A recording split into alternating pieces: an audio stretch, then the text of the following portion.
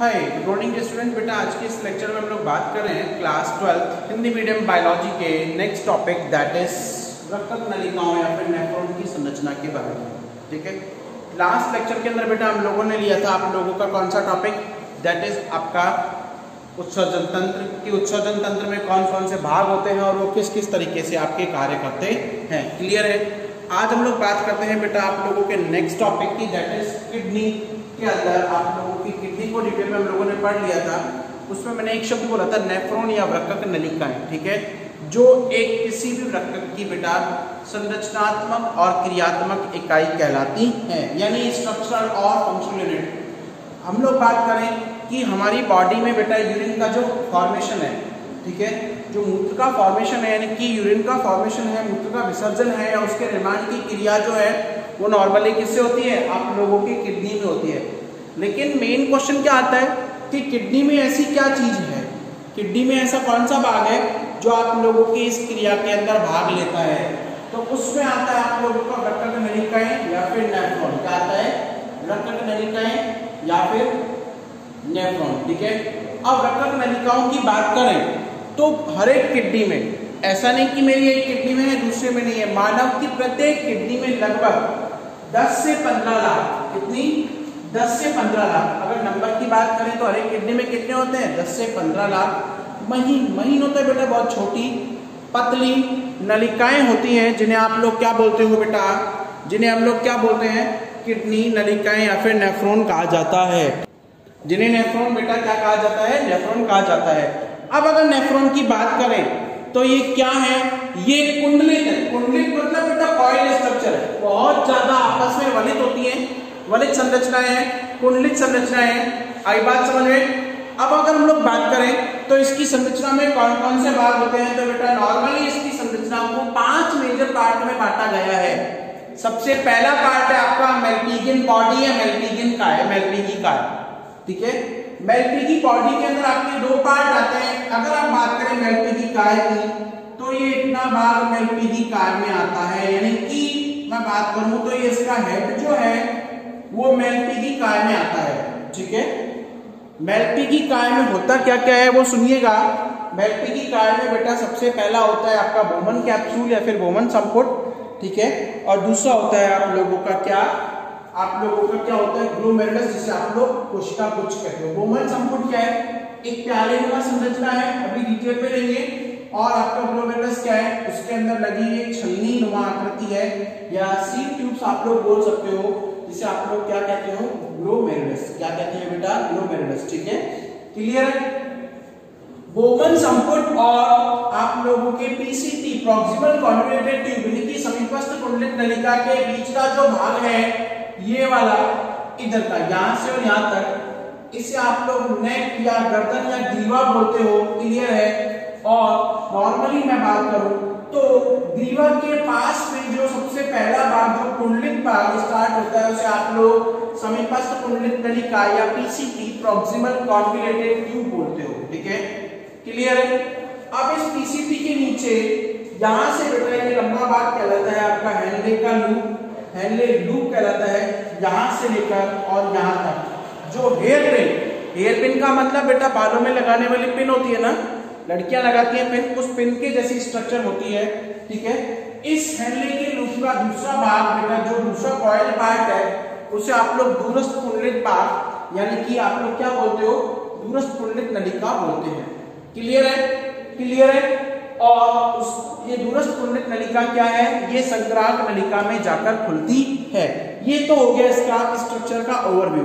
अब पहले भाग लेते हैं हम लोग बोमन कैप्सूल, बोमन संपुट। क्या है बोमन संपुट, सुनिएगा बेटा। सबसे पहला ये एक प्यालेनुमा बाउल शेप स्ट्रक्चर है, इस तरीके का प्यालेनुमा भाग। आई बात समझ में, कैसा है, प्यालेनुमा भाग है जिसमें कोशिकाओं का एक गुच्छा यानी कि ग्लोमेरुलस पाया जाता है। ये तो मैंने अभी बताया आप लोगों को। आई बात समझ में।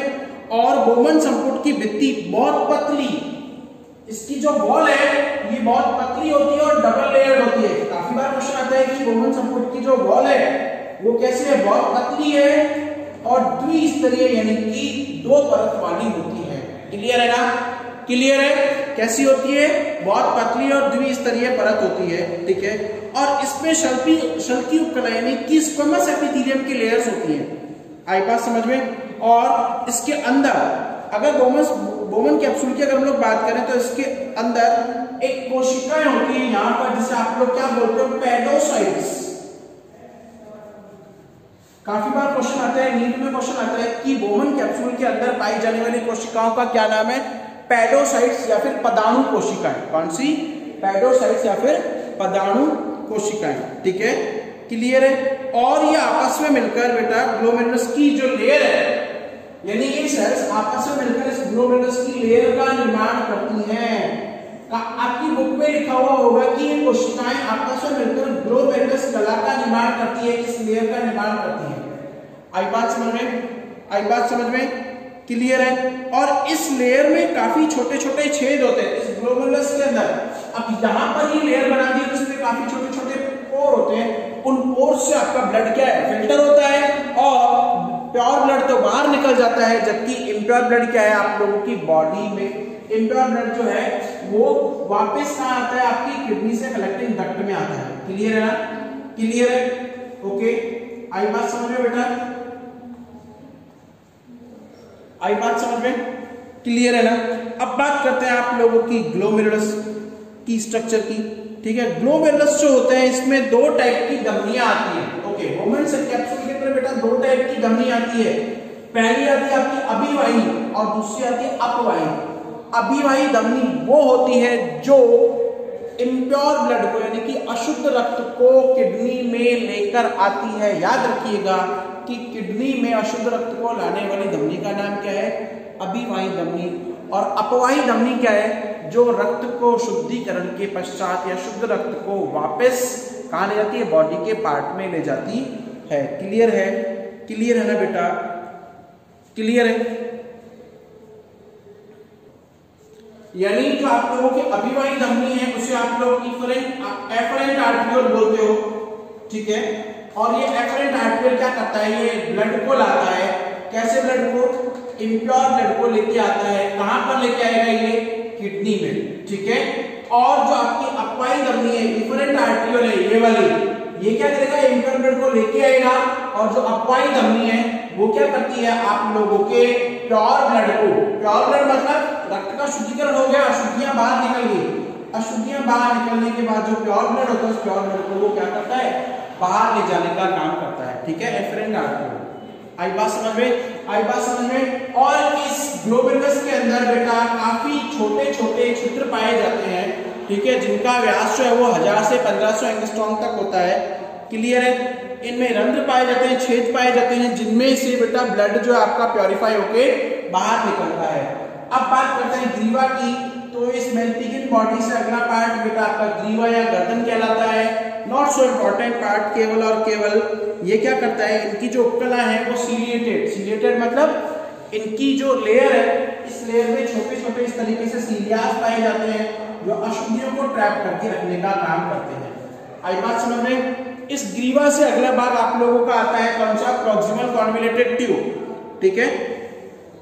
प्रॉक्सिमल कॉन्वोल्यूटेड ट्यूब की अगर हम लोग बात करें तो सुनिएगा, ये क्या करते हैं?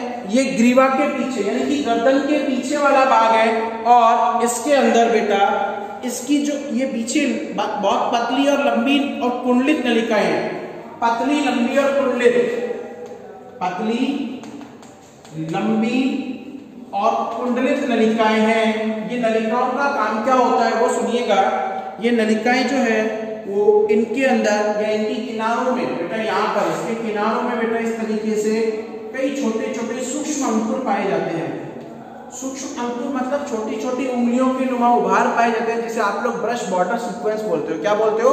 ब्रश बॉर्डर सीक्वेंस कहलाते हैं, ठीक है।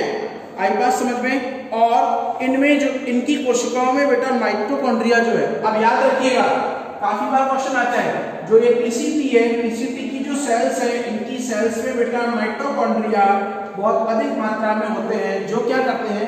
आपके निस्पंदन और परानिस्पंदन का कार्य करते हैं। क्लियर है? क्लियर है? इसके बाद आप लोगों का अगला स्ट्रक्चर यहाँ पर यहां तक हम लोग पहुंच चुके हैं। इसके बाद जो नीचे की ये संरचना है इसे आप लोग हेनले का लूप बोलते हो। क्या बोलते हो? हेनले का लूप। ये बेटा हेयरपिन लूप जैसी स्ट्रक्चर है और नॉर्मली ये दूरस्थ कुंडलित नलिका और समीपस्थ कुंडलित नलिका के मध्य दोनों के बीच एक यू आकार का लंबी पतली नलिका या यू आकार की संरचना होती है जिसे आप लोग क्या बोलते हो? हेनले का लूप कहा जाता है। आई बात समझ में? अब इसमें दो भुजाएं होती हैं। इस हेनले के लूप में दो भुजाएं होती हैं। एक तो होती है आरोही, ये वाली आरोही भुजा, और दूसरी होती है अवरोही। अब आरोही मतलब असेंडिंग और अवरोही मतलब डिसेंडिंग। डिसेंडिंग मतलब जो वापस ब्लड को लेके जाएगी, ठीक है, ओके। और उसके बाद है नॉर्मली आप लोगों का सेकंड लास्ट आता है दूरस्थ कुंडलित नलिका। ये किडनी का लास्ट भाग है, नॉर्मली नेफ्रॉन का लास्ट भाग होता है। दूरस्थ कुंडलित नलिका जो है इसमें आप लोगों की जो आरोही भुजा है वो आकर खुलती है, और आरोही भुजा आकर खुलने के बाद में क्या है, नॉर्मली इनमें सूक्ष्म अंकुर नहीं पाए जाते, और यहाँ से जो आपका नेफ्रिक फिल्ट्रेट है, जो इंप्योर ब्लड है, वो कहा जाता है बेटा नेफ्रिक फिल्ट्रेट आप लोगों के संग्राहक नलिका में जाता है। क्लियर है? क्लियर है ना बेटा? ओके।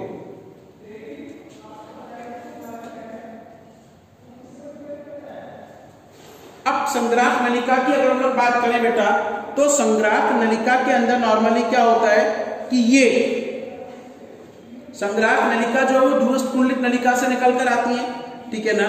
यहाँ पर क्या है कि किडनी के अंदर एक मोटी संग्राहक नलिका का निर्माण होता है और उसमें बेलनाई की नलिका यानी कि ट्यूब ऑफ बेलनाइज पाई जाती है।